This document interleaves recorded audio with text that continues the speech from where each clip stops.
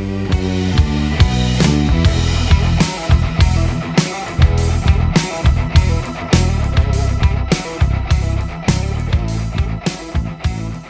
up, everybody? It's the Pop and Tea Podcast. Here with your host, Pop and Tea. As usual, Pop and Tea. Pop, what tea you got for us today? So, the tea for today is that the NFL gets away with whatever they want. Just, they wanted to pander to a bunch of people that don't actually care about football and are only watching for Taylor Swift, and they got away with it, and we just all have to sit here and like it. No, I'm just kidding. That's not the tea for the day.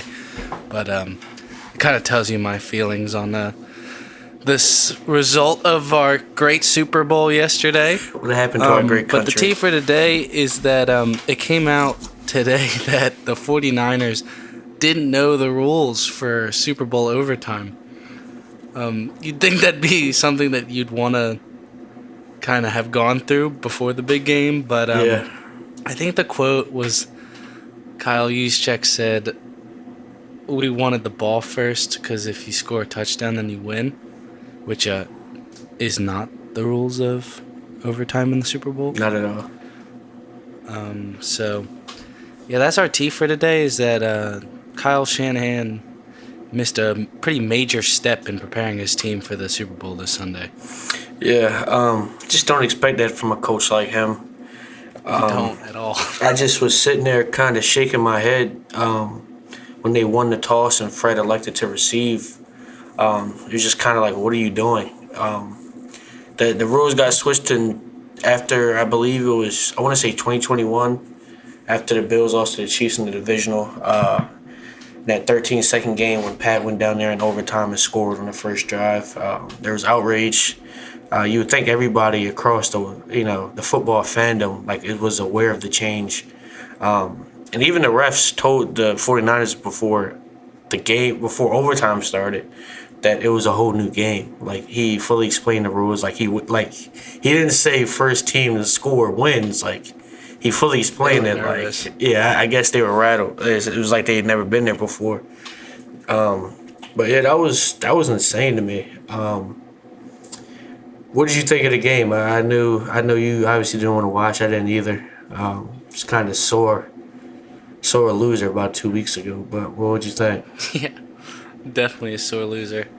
You know, everything to me, I felt like the 49ers had this game like Pat made his plays throughout the game, but I mean, from the jump, the 49ers were humming, in my opinion, across the board. Like, seeing Chase Young make a couple big plays in the first 2 quarters, I was like, okay, like, everyone's here to play, because Chase set the tone. And yeah. Chase Young has been someone in the media that's been getting trashed on for weeks because of some of his plays against the Lions. And for him to come out and, like, I think he had a big run stop and a sack early in that football game, I was like, okay, the 49ers are doing stuff. Like, and they got what's it called? They got like help from everyone on the offense too. Like, you're getting Jawan Jennings making big plays, like, but at the end of the day, it just wasn't enough, and Mahomes, it's just clutch, man. Like, I haven't seen clutch like that, like, consistently clutch from a player like that since TB12, man. I would say, like, go ahead and say it, bro. You were hesitating on it, but I knew what you wanted to say.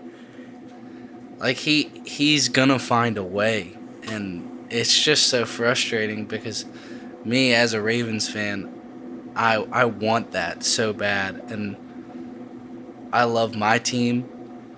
I wouldn't switch for anything, but Chiefs fans just live the life, man. They live the 100%, 100%. But it hurts. No, I thought see. the 49ers played good, though. I really thought they played good, and then when it mattered, like, it felt like when it hit overtime, it felt like the whole team got nervous. The coaching staff got nervous.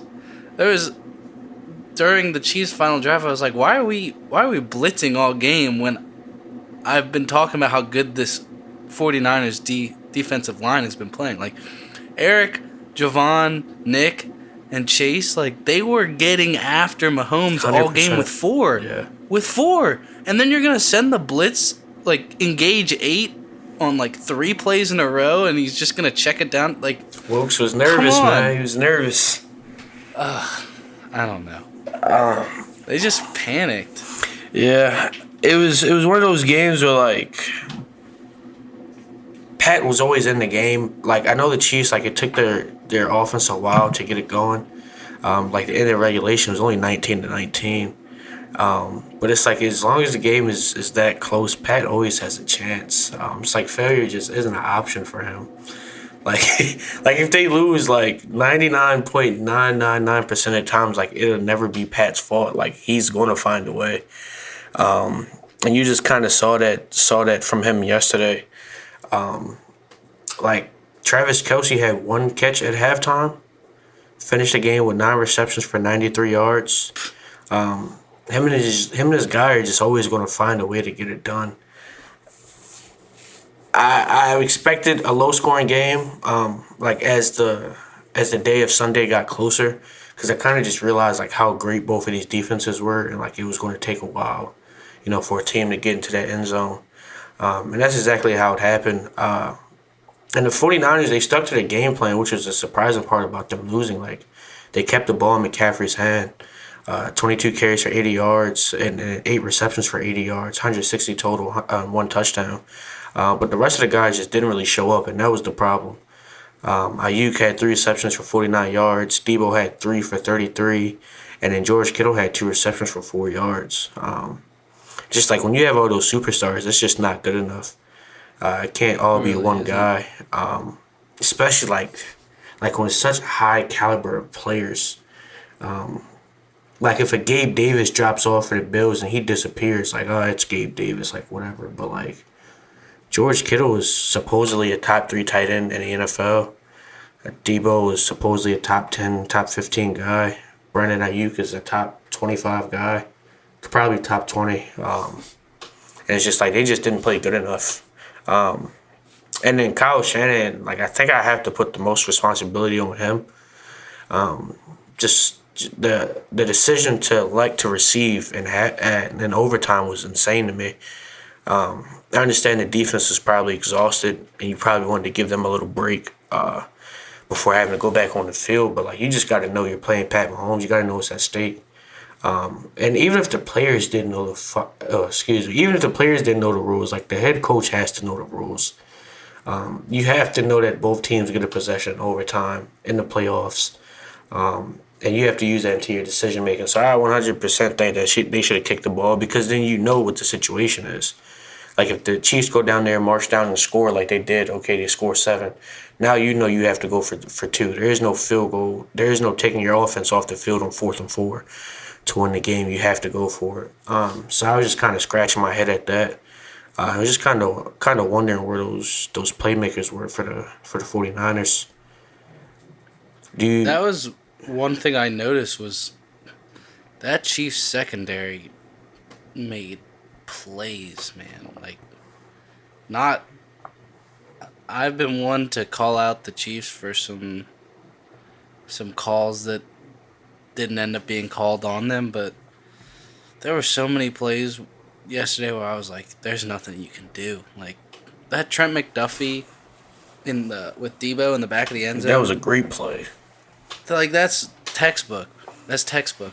And Trent and L'Jarius, I don't think you can really ask for a better duo. that's what I'm saying. Like, and you wouldn't consider them to be one of the better duos. Like, there's definitely better names on paper, but Like, besides Sauce and DJ, I don't know who else I'm really taking over those two. I agree, because they were making plays and they shut down, like you said, some top of the top weapons in the NFL when it mattered the most. And I didn't even feel like the defensive line for the Chiefs was killing it, but Purdy just had nowhere to go with the football, and Purdy wasn't on last night either. That was a big thing as well. There were so many Manager. sailed throws. What was that? I said manager. Game manager. Not a changer. Cam Newton told the people months ago, and people just didn't want to listen. But a game manager gets you 3 points in overtime to win the Super Bowl, and a game changer gets you 6. But go ahead back with your point. We'll get back on that later. No, it was just to see this vaunted 49ers offense like just struggle against this team in this moment when you're supposed to have Kyle Shanahan, who everyone wants to tell me is the best play caller that we have seen in the league in a while. Like, Yeah, Andy Reid showed him what was up. 100%. There's levels to this, and the fact that Kyle's gonna be considered one of these coaches that it would take 10 first-round picks to trade for him or something like that. Like, he keeps choking in the biggest moments. It's just upsetting because Yeah. I wanted it for them so bad yesterday. I really did. That's his third loss with a 10-point lead in the Super Bowl. It was the OC for the Falcons when they blew the 28-3 lead to Brady. Blew the 10-point lead in the fourth against the Chiefs in, I guess, 2020. 2019, I guess February of 2020. And then this one against the Chiefs again. It's kind of like head-scratching. It's like, hey, have you not learned from your mistakes? Like, what's going on? See, because at least my coach doesn't act like he's doing anything. Yeah. That guy. But Kyle, everyone wants to talk about he's what makes this whole thing run. You can stick any quarterback in there, they're going to do great. He develops all these guys. And then, like, you don't know the rules for overtime? Like, Yeah, that's insane. I don't even know. Like, I don't even have words for it. It's like, dog, it's the Super Bowl. Like, how could you not went over that? Like, the Chiefs said they went over that every week before the game and then twice on the Super Bowl week. Like, they knew the rules and, like, 100% aware of that. And Pat Mahomes said in an interview today that even if the Niners did score 7, like, they knew they were going for 2 because of the rules. Like, they knew regardless of what happened that, you know, they would find a way to try to come out on top because they knew that they were getting the ball second. yeah. So It's just crazy. So we had talked about it before, but Pat has 3 rings now, 3 Super Bowl MVPs, almost halfway to Brady. Is this the GOAT of our generation, like undisputedly? The GOAT of our generation or the GOAT in general? Like the GOAT of our generation. I mean, it's been Mahomes versus pretty much everyone else since he got into the league. I think that at the end of the day, it's probably going to be a similar conversation to like Braun and MJ, probably. 100%. In that maybe Mahomes gets like 5, but At this point, it's like, who's going to stop him? it's true, but you never know what's going to happen. Yeah, it is. It's a long season, like you said. You never know. But I mean, I definitely think he's on pace. I wouldn't call him the GOAT yet, because even when Brady was still playing, like, he had Pat's number. Yeah, that is true. But like I said earlier, no one has clutch like Brady, or then like no one has the same level of clutch that Brady had that I've seen. Oh my gosh, I can't say this correctly. You know what I'm trying to say. Yeah. Mahomes has the same level of clutch that Brady did in all those big moments, and I don't know how you can beat a quarterback like that, because all year we had to see this Chiefs offense struggle, and there was points where we were like, are they even going to make the playoffs? Yeah. We thought it was over, bro. And that's where we messed up. And Mahomes just shows that he just turns into a different animal once it's playoffs times, and I mean that's all you can ask for out of your quarterback. I'm giving him whatever he wants. I don't care if you throw 30 touchdowns, 30 picks in the regular season if you get me a ring every single year. Like, yeah. There's honestly no point of watching them in the regular season. Like it doesn't matter. Like, yeah. Because when it gets to January, he's going to flip a switch and it's going to be a different team. So what do you think is about the GOAT conversation for Pat? I think he's well on his way. Especially, God forbid, if they three-peat next year. I don't know what more you could, because then the kid would have 4 rings, and I think, I don't want to be wrong, but I want to say 7 seasons. Yeah, that's right. Like, what more could you say to him, man? The kid would be 29 years old with 4 rings. Like, obviously it's not 7, but like, you're almost guaranteed. Like, he's going to get to 7 if he gets 4 next year. If he gets the 4th one in 7 years and he plays another 13 seasons, how could he not get 3 more? It's like they traded away Tyreek Hill and won back-to-back Super Bowls. That just told me everything I needed to know about Pat. Like, McCole Hardman hadn't scored a touchdown all year and scored the game winner. Like, you could put me and you out there in whatever number with no drip, no accessory, no gloves, and he would find a way. I don't know if you're going to get that one. You might have to run over a 4.5 to get 0. I might have to run over a 5.5. What are we talking about here? You might run a 6.3 and they put you in 63 out there. Like, it really just, it don't matter, man. The kid is just... It's just so frustrating to me because we had to watch Brady dominate for 20 years and then immediately get replaced by Mahomes. And it's in the AFC as well. Like I said this before, this is all the Bears' fault. Like, it starts with them drafting Mitch. Like, if they drafted Pat, this wouldn't be our problem. But we have another Tom Brady in the making, and he's obviously going to be here for years to come. I think he'll get to the point in his career where when Andy retires, like, I don't even think it'll matter because, like, all the knowledge he'll have absorbed from playing with Bieniemy and Reed, he can probably call the plays himself at this point. Mm-hmm. So, like, Reed retires in 4 years. It'll be, is the Chiefs dynasty over? But, like, as long as 15 is over there in pads, like, you could surround him with 8th graders. Like, he'll find a way somehow. It's crazy, but I just want to give it up to the Chiefs. Like, despite all the adversity that we talked about, the fact that you can get it done is, I mean, all the respect in the world. Like, I'm so jealous. I'm a hardcore hater because I want it for my team so bad, but I just kept watching the game yesterday. Like, this should be us. Yeah. Like, it just, like, even Chris Jones. Chris Jones did say. Go ahead, take it, Pop.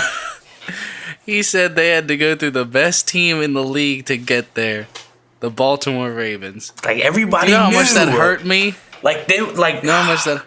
Like, it was a consensus that the Ravens were the best team in football. Like, there was no argument about it. Like, through the years, this is the Ravens were the 1 seed, the AFC, the NFC. Like, it didn't matter. Like, I've never seen it so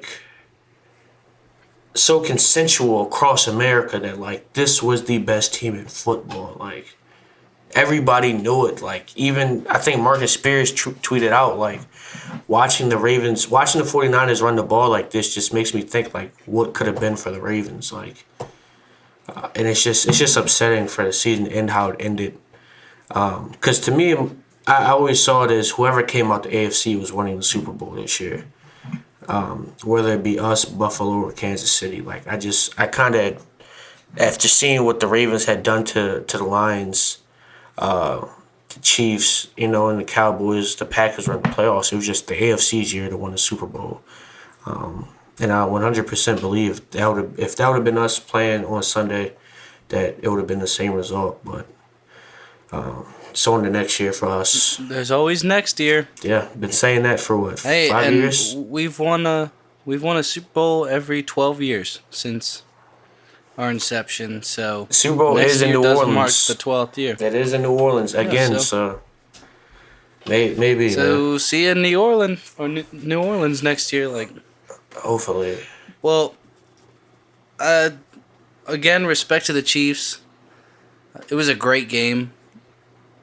The most viewed Super Bowl in The history. commercials- Also, It was what? the most viewed Super Bowl in the Super Bowl history. Wow. 123 But yeah, great million. game. Respect to the Chiefs. But let's move on to a little off-season content.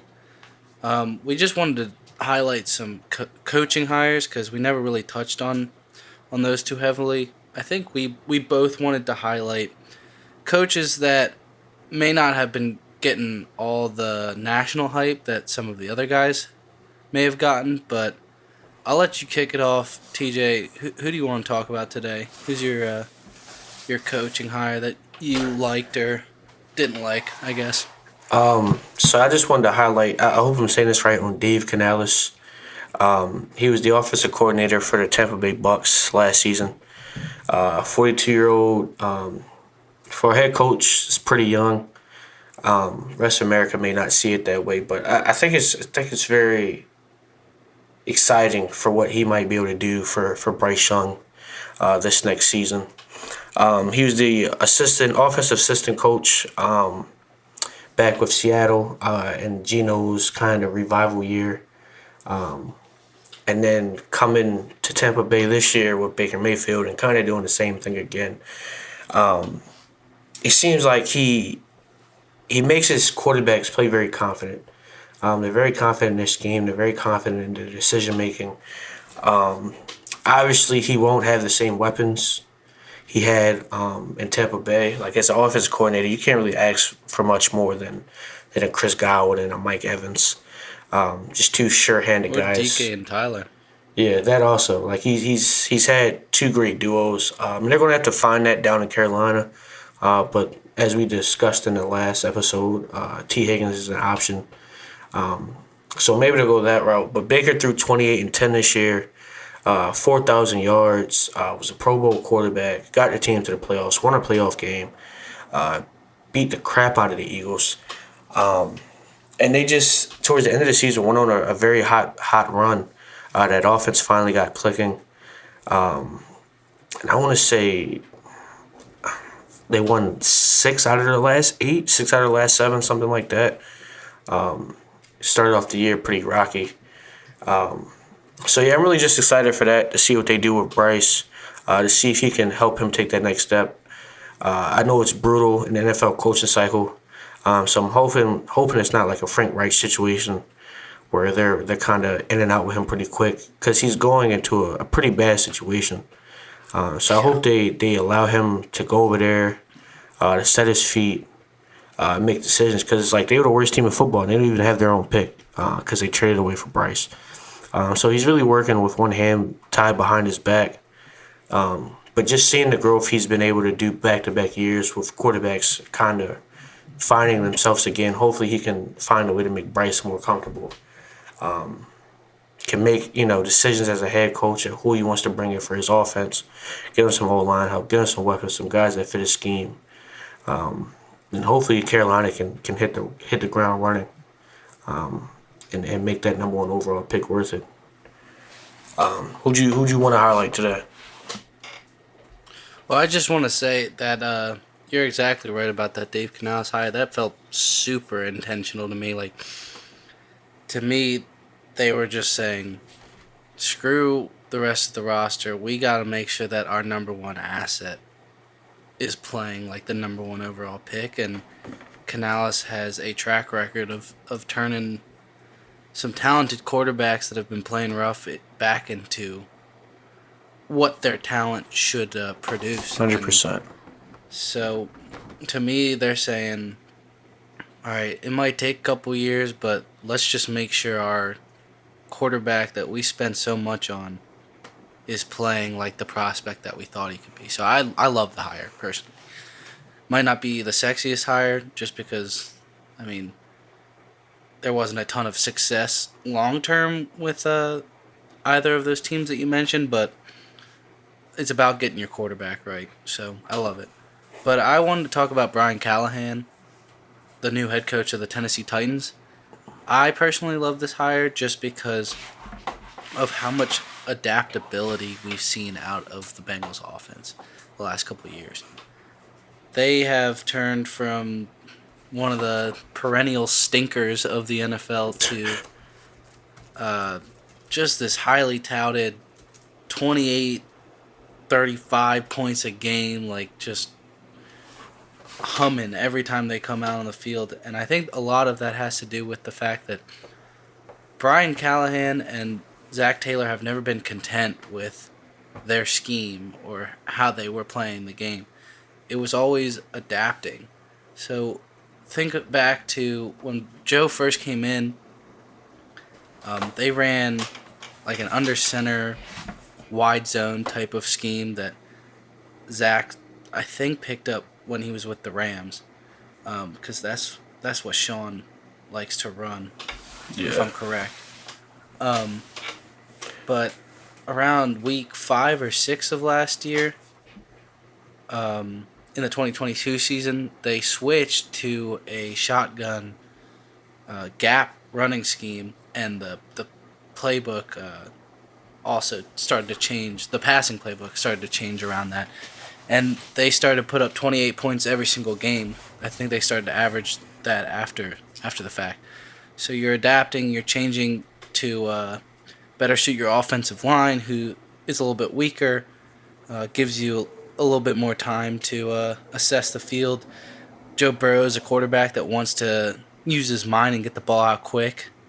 So you're seeing great adaptability there. They've been able to find a way to make a pretty crappy O-line play all right. 100%. And even this year, you're seeing the backup for the Bengals. What was the backup's name? Jake Browning. Come in and hardly skip a beat. Like, It almost looked like 9 out there. Yeah, hardly skip a beat. So I think that the Titans offense, you're going to see a lot of turnover across all 11 spots. D-Hop, I don't know how long he's going to be staying around. Will Levis looked good in the time that he was there. Showed flashes. I don't know about good. Showed flashes, but you don't know if he's going to be your answer long term. The offensive line, you got Peter Skronsky, and the rest of them, you can expect to not be seeing much of them. And then you don't have many weapons. Like, I like the hire because Brian has always played to the strengths of his team instead of trying to make his players play to his scheme. So, in a team that's going to be changing a lot in the next couple of years, I want someone who's not content with just running the same thing over and over again and getting frustrated when it's not working. Like, I want my coach to figure out how to get the best results out of their offense. And I think that Brian Callahan has shown that he's been able to do that with the Bengals and should be able to do that with the Titans going forward. Yeah. I think both coaches we highlighted are very good with kind of adapting on the run and being able to change it and not being stuck in their ways. Because there are a lot of coaches who are like that in the NFL, and that's normally, the reason they lose. But both of these guys are very fluid in their play calling. They're quick to get out of something. They're quick to abuse something if it's working. And I think they just are very. They find a way to make their quarterbacks play very comfortable. Whether if that's, being okay with them taking the check down or getting guys in motion to see the coverage, attacking the middle of the field, the outside of the field, and just letting the quarterback, play where he's comfortable. and allow him to see things pre-reads and make changes and make adjustments. That was a big thing I saw with Canales in Tampa Bay. Just allowing Baker to be free, allowing him to get with what he likes, and when he saw Mike Evans 1-on-1, allowing him to take those shots. And if it worked, obviously, let's get him the ball, let's keep it moving. But if it didn't, there was no penalty for it. It wasn't like he ever told him like, hey, let's chill down on the 1-on-1 shots to Mike. Like it didn't matter what the down and distance was. If Mike was 1-on-1 with no safety up over top, he allowed Baker to always take that shot. So I'm excited to see what he can do with Bryce. Maybe Bryce finds his guy. Not to say I think he already found him, but he's very comfortable with Adam Thielen last season. So maybe they end up, having that type of connection, and Thielen kind of has a resurgence. Yeah, I'm really excited to see what they do. I think it's a new age of football. Obviously, it's been there for a while with the passing becoming so heavy, but excited to see these younger coaches getting an opportunity to show their philosophies at the head coaching position. Definitely. And you're seeing a lot of younger coaches having success pretty much right away. Yeah. I mean, D'Amico, Sean McVay, LaFleur, like every time these new coaches step in, they seem to do a good job. So I'm excited to see what these coaches can bring to the table for sure. Yeah. And I want to say Gino did win comeback player of the year, the 1 year with Canales at offensive coordinator. So I don't know. I'm excited. I really am excited for what is going down. What is going down in Carolina? I guess that makes sense. You said his name real quick. D'Amico Ryans. You think he was snubbed coach of the year? Not really. No. I mean, what Stefanski was able to do with the amount of injuries they sustained across the board, that's bigger to me than what D'Amico did. Just because if D'Amico had found a way to battle through the adversity of like if he was on that Texans team the year before and had them playing up to 10 wins, then that'd be one thing. But Kevin had, 4 quarterbacks to work with. He was down to his third and fourth tackles. Yeah. A lot of guys. Nick Chubb's down. But the fact that they found a way to get, the 5th seed and lock it up before Week 18 even started, like, props to him, because they were playing with P.J. Walker and Dorian Thompson-Robinson for a while. Yeah. And the Harvey Watts team. So, honestly, respect to him. I was conflicted because, like you said, like the way they battled through injury this year was insane, and just to even like obviously they made the playoffs, but like even if they sniffed the playoffs, like I still think he should have been in consideration. But like D'Amico being a first year head coach, with a first year quarterback, and then both of his rookies taking home Rookie of the Year, like I kind of didn't know how to feel about that. Like how could you win Offensive Rookie of the Year, Defensive Rookie of the Year, when the 4 seed won a playoff game? Obviously, like it's a regular season award, but like I feel like that track record over there in Houston was pretty close. He almost actually won. I think they actually tied in votes. I think Stefanski just got more first place votes. But this was a year for a lot of the awards where like it was really close. Like Puka had a hell of a year, but it's just like it's kind of hard not to give the award to the quarterback, especially a rookie quarterback who was so deliberate with the ball this season. And just his decision making, it seems he looked like a pro out there. And then it was like D'Amico beat Stefanski in the playoffs by pretty large margin. But like I said, it's a regular season award. But it's just kind of hard not to factor that in, like when you're watching the awards be presented. Yeah, I get where you're coming from, and You're making a pretty strong case, but honestly, I was happy across the board with all the awards, especially when 8 gets another one. But yeah, I didn't really see major issue with any of them. I Yeah. was definitely happy to see T.J. Watt not win. Yeah. I don't know because it's like Brown won it at the end of the day, but I guess I'd rather Yeah, but Brown. TJ's always just complaining, man. Yeah, I guess he's just kind of trying to catch Big Bro. Yeah, He did have a hell of a season though. he did. Crazy season from Watt, Parsons, Garrett. It's kind of insane to see, and then it's kind of to see what Garrett was able to do, like because his name is slipping from my mind right now. Edge rusher from Baltimore, Minnesota.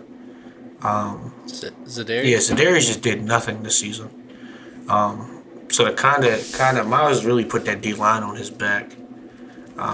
As he's been doing since 2017. Yeah, That's the moment he's got there. Kid is a freak, and I just hate being in the AFC North because it's like you got to play Miles Garrett twice a year, you got to play T.J. Watt twice a year, and then you got to play Trey Hendrickson and Sam Hubbard twice a year. It's frustrating for sure. Like we just don't ever get a break. It feels like it's ridiculous. For sure. The AFC North teams know how to draft for some reason. Yeah, why couldn't it just be us? Yeah, finally got a wide receiver though. Hope he beat whatever case going on. I don't know if you've seen that the alleged domestic assault case. I don't know. I almost cried myself to sleep the other night when I saw the news. It's just like there's no way, bro. There's no way. We finally hit, and the kid goes and gets in trouble immediately. But I hope it's not true. Yeah. Me too, man. We'll see in the coming weeks. We're wrapping up here. Running out of time. Anything you want to touch on before we head out? Nah, I don't think anything. I wanted to say a Super Bowl prediction, but like I don't even want to say the Ravens. Like it almost slipped out my mouth, but like I don't know. I don't think I really. We'll save the Super Bowl predictions till a little later in the off season once we got a little bit more clarity on what these teams are gonna look like. But yeah, be on the lookout for some off season content. Some breakdowns on how we would fix some of these teams and some interviews coming along the way as well. So definitely get excited for those some and pro guys. Yeah, keep us in the loop because we're gonna have some good stuff coming for you. Yes, sir. All right, that's a wrap. Appreciate y'all.